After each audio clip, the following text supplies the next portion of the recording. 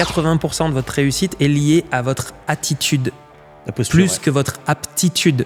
Ne vous battez pas à essayer de rentrer des affaires, à faire, on va dire, à amener le propriétaire à aller vers votre prix. De toute façon, s'il n'a pas un réel projet, on n'ira pas de toute façon. En l'éduquant, on apporte de la lumière dans la relation et c'est ça qui fait que la personne prend des décisions plus éclairées pour lui-même.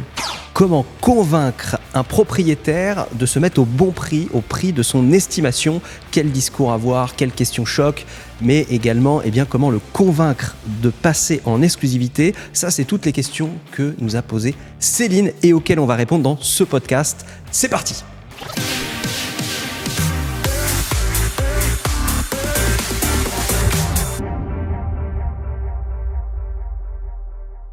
Bonjour à toutes et à tous, c'est Cédric, j'espère que vous avez la forme. Aujourd'hui, je suis en bonne compagnie avec notre cher Jean-Philippe Avon. Salut Jean-Philippe. Salut tout le monde, salut Cédric. Top, t'as la forme, c'est bon? Ouais, je suis en super forme, nickel, et toi? Bah ouais, très bien, ouais, au top, on est au top Jean-Philippe. Merci à tous de suivre ce podcast, donc vous savez que vous pouvez nous suivre donc sur YouTube, sur Spotify, sur Apple Music, sur Podcast Addict, sur Amazon Music, bref, n'hésitez pas à vous abonner si vous voulez être en avant-première de tous nos podcasts. Alors aujourd'hui, Jean-Philippe, on va répondre à ces questions de Céline là que je reprends. C'est quand même assez large là. Je veux dire qu'elle nous demande quand même de répondre à pas mal de questions. Donc Céline, merci beaucoup de nous avoir posé ces questions-là. On va essayer d'y répondre dans le détail. Donc je te remets un petit peu dans le contexte, Jean-Philippe. Sa question, c'est comment arrives-tu à faire comprendre à tes clients qu'il faut absolument travailler au prix d'une estimation de marché? Et donc quel discours avoir, quelles questions on peut poser. Déjà, on va commencer par cette première partie-là. Qu'est-ce que t'en penses? Ouais, bonne idée, ok, ça marche. Allez, c'est parti. Alors, qu'est-ce que tu penses de tout ça, toi, déjà, Jean-Philippe?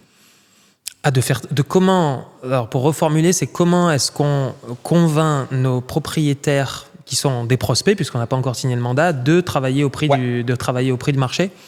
C'est déjà de les interroger, d'après eux, quelles sont les conséquences de ne pas travailler au prix du marché. Mais déjà de présenter un avis de valeur convaincant. Et si jamais ils restent sur leur idée, c'est que c'est nous qui avons failli, en fait, tout simplement. Déjà, c'est d'accepter que c'est nous qui avons un axe de progrès encore en la matière. Et donc, c'est de savoir, tout simplement, quelle est, vous, madame, monsieur X, la valeur que vous attribuez à votre maison. Sachant que j'ai délivré, on va dire, un avis de valeur à 450 000 euros et que vous estimez que la valeur de votre bien est à 500 000 euros, tout simplement, première question, sur quels éléments vous êtes-vous appuyé afin d'établir cet avis de valeur à 500 000 euros? Donc, tu vois, encore une fois de plus, c'est que ce que je dis souvent, c'est on n'attaque pas. Non, ça vaut pas 500 000 euros, ça vaut 450 000 pour telle et telle raison. C'est de comprendre comment eux ont construit leur avis de valeur, puisque comme on sait, ils ne l'ont pas construit. C'est juste que ils vont vous dire, nous dans le sud de la France, j'ai vu que mon voisin, il avait vendu à tel prix, et quand je vois les prix qui se pratiquent, alors voilà, c'est quand je vois les prix qui se pratiquent, et donc du coup, ils prennent le prix au mètre carré de leur zone sur meilleurs agents ou sur Se Loger, ils multiplient par le nombre de mètres carrés, et voilà. Donc la construction s'arrête ici.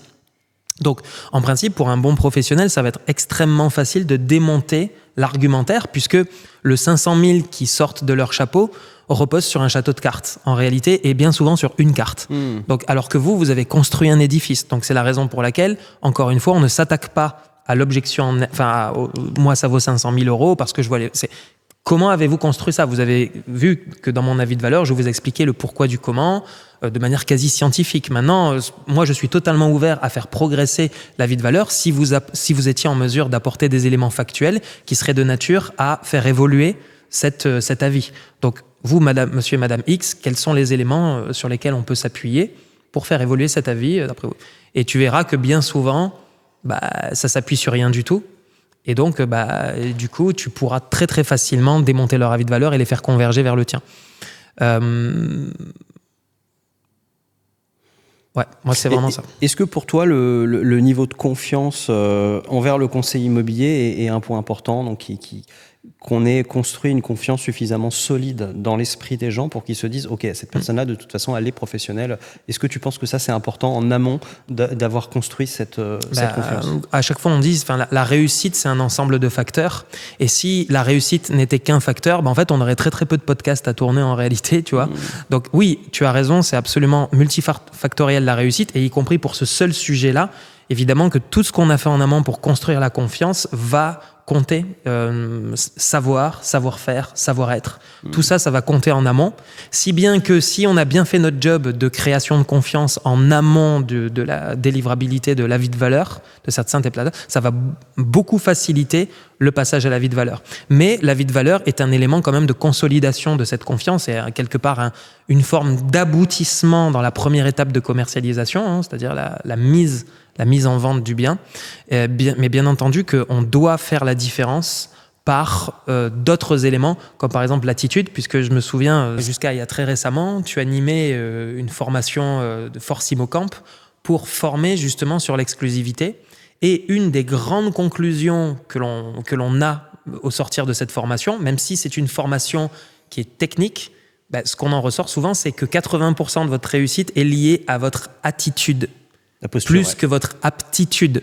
Alors c'est vrai que quand on délivre un avis de valeur, donc j'arrête pas de dire il doit être quasi scientifique, etc. Donc là c'est vrai qu'on travaille sur l'aptitude, sauf que l'attitude va être tout un procédé dès que l'on serre la main pour la première fois à un prospect jusqu'à ce qu'on délivre l'avis de valeur et bien au-delà. En tout cas, pour ce qui est de convaincre le propriétaire par rapport à un avis de valeur, c'est très important en fait d'avoir cette attitude qui va en fait créditer votre compte relationnel de points et qui va faire que la personne a confiance en vous et ce qui fait que vous allez avoir moins de travail de montée en confiance à faire au niveau de l'avis de valeur. Donc en fait, tu as raison, c'est un ensemble de facteurs qui fait que la confiance se crée et qui fait passer avec plus de facilité l'avis de valeur. Ouais, tout à fait. Il y a un autre point aussi qu'on peut apporter à Céline. Céline, on se bat pas contre des murs non plus. C'est-à-dire que si tu es face à des propriétaires qui n'ont pas de réel projet, de toute façon, tu pourras avoir tous les discours du monde. Si derrière, il n'y a pas un des 4 D qu'on connaît tous, décès, déménagement, donc deuil c'était décès, divorce et dette, eh bien forcément tu vas avoir des gens qui vont avoir un niveau de résistance qui peut être plus élevé. Donc ça c'est important de le savoir parce que moi quelqu'un qui n'a pas un projet avéré, qui par exemple me dit voilà Cédric, j'ai envie de tenter de vendre. Personnellement, je ne prends pas le mandat. Déjà, tu vois, je parle de cette étape-là parce que c'est très important. Ne vous battez pas à essayer de rentrer des affaires, à faire, on va dire, à amener le propriétaire à aller vers votre prix. De toute façon, s'il n'a pas un réel projet, on n'ira pas de toute façon. Ok ? Donc ça, déjà, en amont de tout ça, c'est très important. Après, quel discours avoir ? Jean-Philippe, est-ce que tu veux commencer à aborder la thématique du discours à avoir, des questions à poser ? Des questions à poser pour ? Eh bien, pour aider ce propriétaire on va dire, à accepter la réalité du marché. Parce que là, on le sait vraiment aujourd'hui, donc c'est bien, parce que Céline nous pose cette question-là. On est vraiment dans le cœur, là, en ce moment, de cette problématique, où on est sur un marché qui, donc, je vous rappelle, on tourne cette vidéo, il est le 20 juin 2024, et donc on a un marché qui est contracté, des acquéreurs qui ne sont plus prêts à mettre un certain prix, et puis parce que les taux ont augmenté, le pouvoir d'achat est moins important, et des vendeurs qui sont encore réticents à accepter une baisse de prix pour vendre. Donc, qu'est-ce que l'on peut poser comme question pour faciliter finalement ce vendeur à prendre la meilleure décision possible pour lui ? Oui, merci pour la question. Donc effectivement, la question qu'on peut poser à un propriétaire vendeur, c'est de l'amener sur les conséquences d'une mauvaise décision en fait pour lui, c'est-à-dire une mauvaise décision, c'est-à-dire de fixer au mauvais prix. Donc toi en principe tu sors de ton avis de valeur et donc ça veut dire qu'il reste en fait des objections et là on est au moment du traitement des objections s'il en reste, sachant que normalement les meilleurs performeurs souvent ils ont très peu voire pas d'objections, mais admettons qu'il persiste cette objection, eh bien on peut poser la question quelles vont être les conséquences si on ne vend pas le bien d'ici 3 à 6 mois. Quelles sont les conséquences pour vous ? Et souvent, si on est dans les 4 D que tu as mentionnés précédemment, eh bien le pourquoi il met son bien en vente sera suffisamment fort que la douleur qui en ressortira en termes de conséquences si on ne vendait pas serait beaucoup trop forte pour se permettre en fait une erreur au niveau de la fixation du prix. Et d'autant plus qu'on peut aussi, en dehors de lui poser la question, de lui expliquer le phénomène de brûler le bien. Donc, pour rappel, brûler le bien, c'est le fait de considérer qu'à partir d'un certain délai de commercialisation du bien, on considère que le bien aura tellement été vu et revu sur le marché que les offres, que déjà ça va limiter fortement le potentiel d'attractivité du bien, donc la motivation des acheteurs à formuler des offres, et que si offre il y a sur ces biens qui ont été trop longtemps commercialisés, eh bien le risque est d'avoir des offres même sous le prix sous le prix du marché, et donc le risque pour le propriétaire de perdre massivement de l'argent. Donc on a besoin aussi de poser des questions d'une part et d'expliquer des mécanismes de brûler le bien d'autre part, tout simplement. Et le fait d'expliquer ça à la personne va vraiment lui faire comprendre la nécessité absolue de fixer le bon prix. Et on est toujours dans cette pédagogie parce que souvent, un bon manager, au même titre qu'un bon coach, au même titre qu'un bon commercial, est celui qui va élever le niveau de conscience du vendeur, en lui apportant de l'information. On lui apporte de la lumière quelque part où il en manque.